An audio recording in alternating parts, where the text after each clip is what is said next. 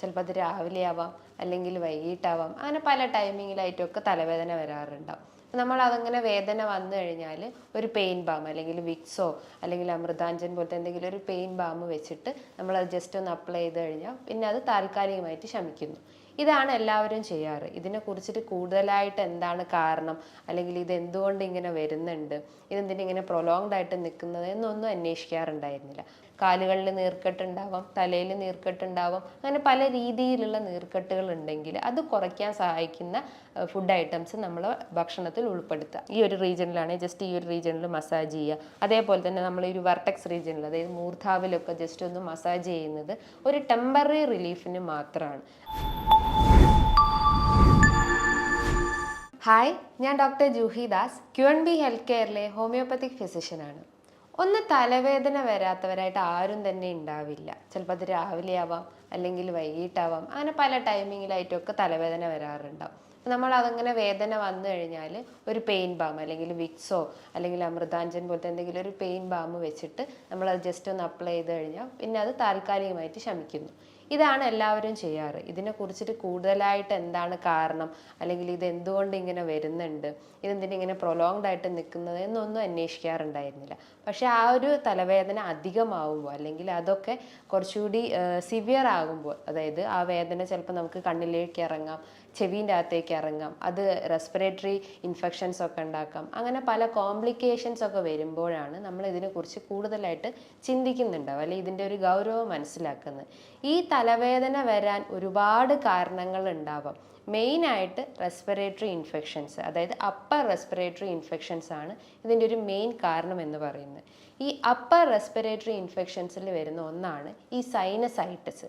അപ്പോൾ എന്താണ് ഈ സൈനസൈറ്റിസ്, എന്തുകൊണ്ടാണ് ഈ സൈനസൈറ്റിസ് വരുന്നത്, ഇത് വന്നു കഴിഞ്ഞാൽ നമ്മുടെ ശരീരത്തിൽ പല രീതിയിലുള്ള ലക്ഷണങ്ങൾ കാണിക്കാം, ഇത് നമുക്ക് എങ്ങനെ ഡയഗ്നോസ് ചെയ്യാം, അല്ലെങ്കിൽ എങ്ങനെ ഇൻവെസ്റ്റിഗേറ്റ് ചെയ്യാം, ഇത്തരം ക്വസ്റ്റ്യൻസ് എല്ലാവർക്കും ഉണ്ടാവും. അപ്പോൾ ഇത്തരം ഇതിനുള്ളൊരു ആൻസറാണ് ഇന്നത്തെ വീഡിയോയിലൂടെ ഞാൻ പറയുന്നത്. സൈനസൈറ്റിസ് എന്ന് പറയുമ്പം ഇൻഫ്ലമേഷൻ ഓഫ് സൈനസ് റീജിയൻ, അതായത് ഐറ്റിസ് എന്ന് പറയുമ്പോൾ ഒരു നീർക്കെട്ടാണ്. അതായത് നമ്മളെ സൈനസ് റീജിയനിൽ ഉണ്ടാകുന്ന ഒരു നീർക്കെട്ടിനെയാണ് സൈനസൈറ്റിസ് എന്ന് പറയുന്നത്. അപ്പം അതിന് മുന്നേ ആയിട്ട് നമുക്ക് സൈനസിനെ കുറിച്ചിട്ട് ഡിസ്ക്രൈബ് ചെയ്യാം.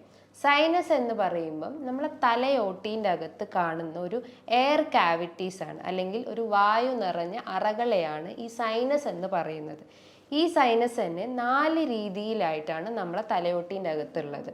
ഫ്രണ്ടൽ സൈനസ് ഉണ്ട്, മാക്സിലറി സൈനസ് ഉണ്ട്, എത്തിമോയിഡൽ സൈനസ് ഉണ്ട്, സ്ഫിനോയിഡൽ സൈനസ് ഉണ്ട്. അങ്ങനെ 4 രീതിയിലായിട്ടാണ് ഈ സൈനസ് നമ്മളെ തലയോട്ടീൻ്റെ അകത്തുള്ളത്.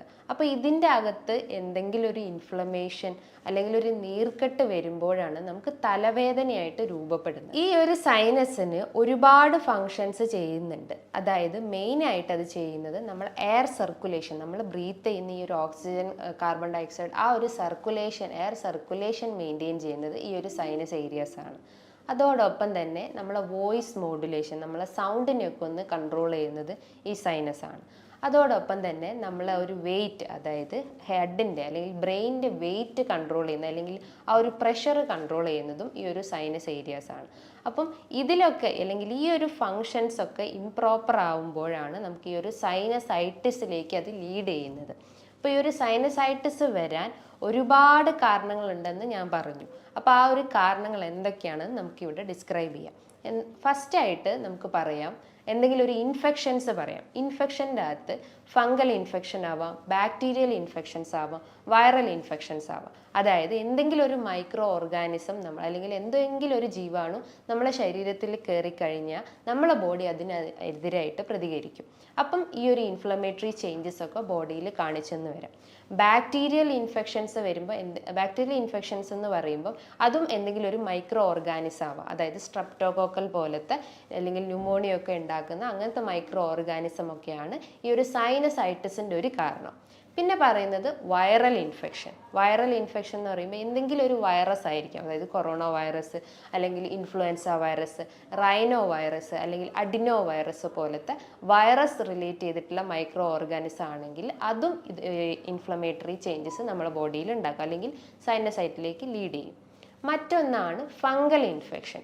ഇതേപോലെ തന്നെ എന്തെങ്കിലും ഒരു ഫംഗൽ റിലേറ്റ് ചെയ്തിട്ടുള്ള മൈക്രോ ഓർഗാനിസം നമ്മളെ ബോഡിയിൽ എൻ്റർ ചെയ്ത് കഴിഞ്ഞാൽ അതിനെതിരെ നമ്മളെ ബോഡി പ്രതികരിക്കും. അങ്ങനെ പ്രതികരിക്കുമ്പോഴാണ് നമുക്ക് ഇത്തരം ഇൻഫ്ലമേറ്ററി ചേഞ്ചസ് ബോഡിയിൽ ഉണ്ടാവുന്നത്. ഇതോടൊപ്പം തന്നെ എന്തെങ്കിലും മെഡിസിൻസ് നമ്മൾ ഓവറായിട്ട് എടുക്കുമ്പോൾ, എന്തെങ്കിലും ആൻറ്റി ഡിപ്രഷൻ ടാബ്ലറ്റ്സോ അല്ലെങ്കിൽ ഹൈപ്പർ ടെൻഷൻസ് ഉള്ള മെഡിസിൻസ് ഒക്കെ ഡെയിലി നമ്മൾ രാവിലെയും വൈകിട്ടും ഒക്കെ എടുക്കുന്ന ആളുകളായിരിക്കാം. അപ്പം അത്തരം ടാബ്ലറ്റ്സ് ഒക്കെ എടുക്കുമ്പോൾ അതിൻ്റെ ഒരു സൈഡ് എഫക്റ്റ് ആയിട്ടും ഇത്തരം റെസ്പിറേറ്ററി ഇൻഫെക്ഷൻസ് ആയിട്ടുള്ള സൈനസൈറ്റിസ് വരാനുള്ളൊരു ചാൻസസ് ഉണ്ട്. മറ്റൊരു കാരണം എന്ന് പറഞ്ഞു കഴിഞ്ഞാൽ നമ്മൾ കൂടുതലായിട്ട് യാത്ര ചെയ്യുമ്പോൾ, ബിക്കോസ് ആ ഒരു യാത്ര ചെയ്യുമ്പോൾ നമ്മൾ എത്രം ക്യാവിറ്റീസിലേക്ക് അല്ലെങ്കിൽ ചെവി, മൂക്ക്, കണ്ണിലേക്കൊക്കെ ഇത്രയും എയർ കൂടുതലായിട്ട് നമ്മുടെ ബോഡിയിലേക്ക് കയറുമ്പോൾ അത്തരം ഇൻഫെക്ഷൻസ് വരാം. ചിലർക്ക് ട്രാവൽ ചെയ്യുമ്പോഴേക്കും ഇത്തരം ഇൻഫെക്ഷൻസ് ഒക്കെ അധികമാവുന്നത് അല്ലെങ്കിൽ ഇത്തരം സിംറ്റംസ് ഒക്കെ അധികമാവുന്നത്. അതേപോലെ തന്നെയാണ് കുട്ടികളിൽ ഇത്തരം സൈനസൈറ്റിസ് വളരെ കോമൺ ആണ്. കാരണം എന്ന് പറഞ്ഞു കഴിഞ്ഞാൽ കുട്ടികളിൽ ഒരു കോസ് എന്ന് പറഞ്ഞു കഴിഞ്ഞാൽ നേസൽ പോളിപ്പ്, അതായത് മൂക്കിൽ എന്തെങ്കിലും എക്സ്ട്രാ ഗ്രോത്ത് ഉണ്ടാവുന്നത്. നേസൽ പോളിപ്പ് എന്ന് പറയുമ്പം ഒരു ദശ വളരുന്നതിനെയാണ് നേസൽ പോളിപ്പ് എന്ന് പറയുന്നത്. സോ എക്സ്ട്രാ ഒരു ഗ്രോത്ത് ഉണ്ടായി കഴിഞ്ഞ് കഴിഞ്ഞാൽ അവർക്ക് ഈ ഒരു സൈനസിൻ്റെ പ്രശ്നങ്ങൾ ഉണ്ടാവാം. ഈ സൈനസിൻ്റെ പ്രശ്നം കൂടാതെ തന്നെ അവർക്ക് മൂക്കടയാം, ഇടയ്ക്കിടയ്ക്ക് ജലദോഷം വരാം, തുമ്മലുണ്ടാവുന്നു, കണ്ണും മൂക്കൊക്കെ ചൊറിയുന്നു, അതേപോലെ തന്നെ രാത്രി കാലങ്ങളിൽ അവർക്ക് മൂക്കടയുന്നു, ശ്വാസം എടുക്കാൻ ബുദ്ധിമുട്ടുണ്ടാവുന്നു, ഉറക്കം ഡിസ്റ്റർബൻസ് ഉണ്ടാവുന്നു. ഇത്തരം ലക്ഷണങ്ങളാണ് നേസൽ പോളിപ്പുള്ള കുട്ടികളിൽ കാണപ്പെടുന്നത്. ഇതേപോലെ തന്നെയാണ് കുട്ടികളിൽ അഡിനോയിഡ് ഗ്രന്ഥിയിൽ ഉണ്ടാവുന്ന ഒരു നീർക്കെട്ട്, അല്ലെ അഡിനോയിഡ് ഗ്രന്ഥി അമിതമായിട്ട് വളർന്നു കഴിഞ്ഞാലും ആ ഒരു എയർ പാസേജ് അല്ലെങ്കിൽ മൂക്കിൻ്റെ ഈ ഒരു എയർ പാസേജിൽ ബ്ലോക്കേജ് ഉണ്ടാവുന്നു. അത് സൈനസിലേക്ക് ഇൻഫ്ലമേഷൻ ചേഞ്ചസ് ഉണ്ടാക്കാനുള്ള ഒരു ചാൻസസ് ഉണ്ട്. അതേപോലെ തന്നെയാണ് നമുക്ക് ഇടയ്ക്കിടയ്ക്ക് അലർജി പ്രശ്നങ്ങൾ, അതായത് തുമ്മലോ ജലദോഷമോ അല്ലെങ്കിൽ കഫക്കെട്ടോ അല്ലെങ്കിൽ തലവേദനയായിട്ടോ അങ്ങനെ ഇടയ്ക്കിടയ്ക്ക് നമുക്ക് ഇത്തരം ഇൻഫ്ലുവൻസ റിലേറ്റ് ചെയ്തിട്ടുള്ള ഇഷ്യൂസ് അല്ലെങ്കിൽ കഫ് കോൾഡ് റിലേറ്റ് ചെയ്തിട്ടുള്ള റെസ്പിറേറ്ററി ഇൻഫെക്ഷൻസ് ഒക്കെ വരുവാണെങ്കിലും സൈനസൈറ്റിസ് വരാനുള്ള ഒരു ചാൻസസ് ഉണ്ട്. അതേപോലെ തന്നെയാണ് നമുക്ക് ഗട്ട് റിലേറ്റ് ചെയ്തിട്ടുള്ള ഇഷ്യൂസ്, അതായത് ഗ്യാസ്ട്രോ ഈസോഫേഗിയൽ റിഫ്ലക്സ് ഡിസീസ് എന്ന് പറയും, GERD എന്ന് പറയും. ഇതെന്ന് പറഞ്ഞു കഴിഞ്ഞാൽ നമുക്ക് ഇടയ്ക്കിടയ്ക്ക് നെഞ്ചരിച്ചിൽ വരുന്നു, വയറിനൊരു ബ്ലോട്ടിംഗ് ഫീലിംഗ് ഉണ്ടാവുന്നു, ഒരു വേദന അനുഭവപ്പെടുന്നു, ഫുഡ് കഴിച്ചു കഴിഞ്ഞാൽ ഇങ്ങനെ ഏമ്പക്കം പോലെ വരുന്നു. ഇത്തരം ലക്ഷണങ്ങൾ അല്ലെങ്കിൽ ഇത്തരം കാരണങ്ങളും ഈ ഒരു സൈനസൈറ്റിസ് വരാനുള്ള ഒരു ചാൻസസ് ഉണ്ട്. അപ്പോൾ ഈ കോസസ് ഒക്കെ അല്ലെങ്കിൽ ഇത്തരം കാരണങ്ങളാണ് നമ്മളെ ബോഡിയിൽ സൈനസിൽ ഉണ്ടാകുന്ന ഒരു ഇൻഫ്ലമേറ്ററി ചേഞ്ചസ് ഉണ്ടാക്കുന്നത്. സോ നമ്മളെ റൂട്ട് കോസ് എന്താണോ നോക്കിയിട്ട് അത് ആദ്യം ക്ലിയർ ചെയ്യണം. ഇപ്പോൾ എന്തെങ്കിലും ഇൻഫെക്ഷൻസ് ആണെങ്കിൽ അത് ആദ്യം ക്ലിയർ ചെയ്യാൻ നോക്കുക. നമ്മൾ ട്രാവൽ ചെയ്തിട്ട് വർദ്ധിക്കുന്നതാണെങ്കിൽ ട്രാവലിംഗ് കഴിവതും കുറയ്ക്കാൻ നോക്കുക. നേസൽ പോളിപ്പ് ആണെങ്കിൽ അതിന് പ്രോപ്പറായിട്ടുള്ള ഒരു ട്രീറ്റ്മെൻറ്റ് എടുക്കുക. ഗട്ട് റിലേറ്റ് ചെയ്തിട്ടുള്ള ഇഷ്യൂസ് ഉണ്ടെങ്കിൽ അപ്പോൾ നമ്മളെ ദഹന വ്യവസ്ഥയൊക്കെ ഒന്ന് ഇമ്പ്രൂവ് ചെയ്യുന്ന രീതിയിലുള്ള ഭക്ഷണ രീതികൾ ഫോളോ ചെയ്യുക. സോ നമ്മൾ റൂട്ട് കോസ് ആദ്യം ക്ലിയർ ചെയ്താലുള്ളൂ ഇത്തരം ഇൻഫെക്ഷൻസ് ഒക്കെ നമുക്ക് കൺട്രോൾ ചെയ്യാൻ പറ്റുള്ളൂ. അപ്പോൾ ഈ ഒരു സൈനസൈറ്റിസ് വന്നു കഴിഞ്ഞാൽ ഇത് usually common in both children and adult. അപ്പം കുട്ടികളിലായാലും മുതിർന്നവരായാലും ഒരേപോലെ ഇതിന് സിംറ്റംസ് കാണിക്കുന്നുണ്ട്. അപ്പോൾ എന്തൊക്കെയാണ് ഇതിൻ്റെ സിംറ്റംസ് എന്ന് നോക്കാം. മെയിനായിട്ട് ഇതിൽ പറയുന്നതാണ് തലവേദന, അതിശക്തമായിട്ടുള്ള തലവേദന വരാം. ചിലർക്ക് രാവിലെ എഴുന്നേറ്റാൽ ഉടനെ തന്നെ തല പൊക്കാനാവുന്നില്ല, ഒരു ഭാരം അനുഭവപ്പെടുന്നു, അല്ലെങ്കിൽ ഇങ്ങനെ അമർത്തുമ്പോൾ അല്ലെങ്കിൽ ജസ്റ്റ് ഒന്ന് പ്രസ് ചെയ്യുമ്പോൾ തന്നെ അവർക്ക് വേദന അനുഭവപ്പെടുന്നു. ചിലർക്ക് ഒരു ഫ്രണ്ടൽ റീജിയണിലായിരിക്കും വേദന ഉണ്ടാവുക, ചിലർക്ക് ഈ ഒരു റീജിയണിൽ വേദന ഉണ്ടാവുക. അപ്പോൾ ഓരോ സൈനസിൻ്റെ അകത്തും ഈ ഒരു ഇൻഫ്ലമേഷൻ അല്ലെങ്കിൽ മ്യൂക്കസ് നിറയുമ്പോഴാണ് നമുക്ക് ഇത്തരം വേദനകൾ അനുഭവപ്പെടുന്നത്. ഈ സൈനസിൻ്റെ അകത്ത് ചെറിയ മ്യൂക്കസ് മെംബ്രെയിൻ ഉണ്ട്. അപ്പോൾ ആ ഒരു മ്യൂക്കസ് മെംബ്രെയിൻ്റെ അകത്ത് മ്യൂക്കസ് സെക്രീഷൻ അധികമാവുമ്പോൾ അല്ലെങ്കിൽ ആ ഒരു സെക്രീറ്റ് ചെയ്തിട്ടുള്ള മ്യൂക്കസ് പുറന്തള്ളാതെ അവിടെ കെട്ടിക്കിടക്കുമ്പോഴാണ് നമുക്ക് വേദന അനുഭവപ്പെടുന്നത്. അങ്ങനെയാണ് നമുക്ക് ഈ ഒരു ഫ്രണ്ടൽ റീജിയണിൽ വേദന ഉണ്ടാവുക. അതായത് ഫ്രണ്ടൽ സൈനസിൽ ഈ ഒരു മ്യൂക്കസ് അടിഞ്ഞു കൂടുമ്പോൾ അത് ഫ്രണ്ടൽ ഹെഡേക്ക് ആയിട്ട് പോകുന്നു.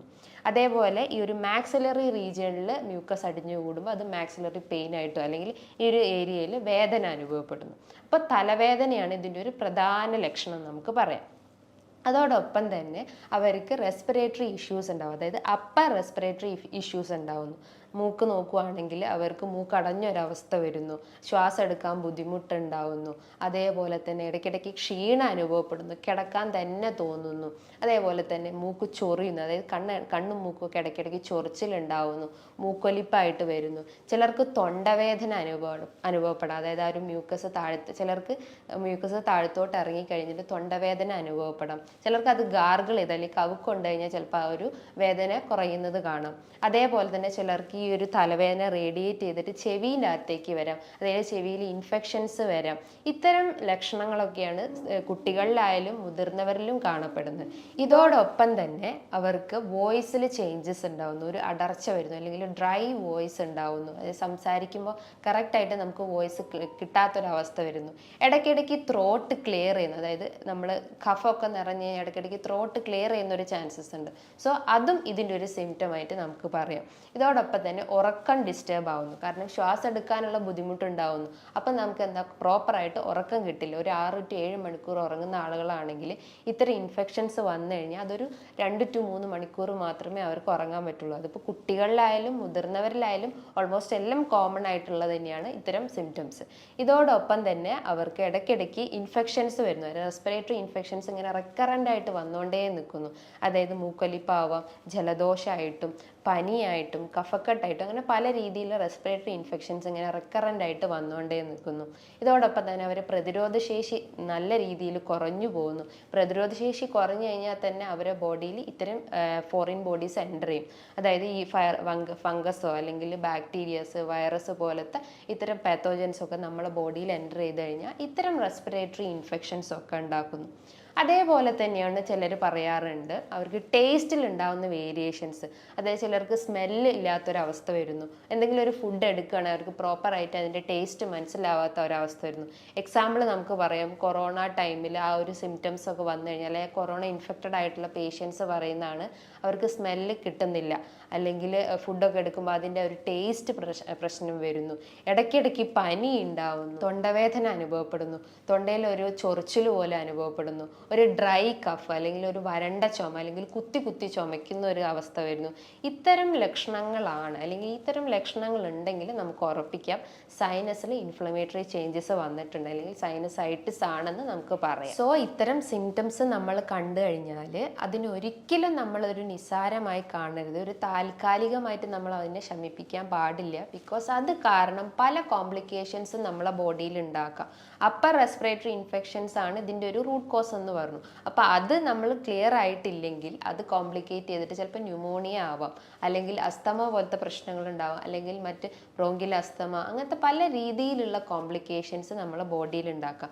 നമുക്കറിയാം നമ്മളെ റെസ്പിറേറ്ററി പാത്വേ അല്ലെങ്കിൽ ആ ഒരു എയർവേ ക്ലിയർ ആയിട്ടില്ലെങ്കിൽ നമുക്ക് പ്രോപ്പറായിട്ട് ഉറങ്ങാൻ പറ്റില്ല, പ്രോപ്പറായിട്ട് നമുക്ക് ഒരാളോട് സംസാരിക്കാൻ പറ്റില്ല, നമുക്ക് ദഹനത്തിൻ്റെ പ്രശ്നങ്ങൾ വരും, അങ്ങനെ പല രീതിയിലുള്ള ലക്ഷണങ്ങൾ കാണിക്കും. സോ നമ്മൾ റെസ്പിറേറ്ററി പാത്വേ പ്രോപ്പറായിട്ട് ക്ലിയർ ചെയ്യുന്ന രീതിയിലുള്ള മെഡിസിൻസും ഡയറ്റും നമ്മൾ ഫോക്കസ് ചെയ്യണം.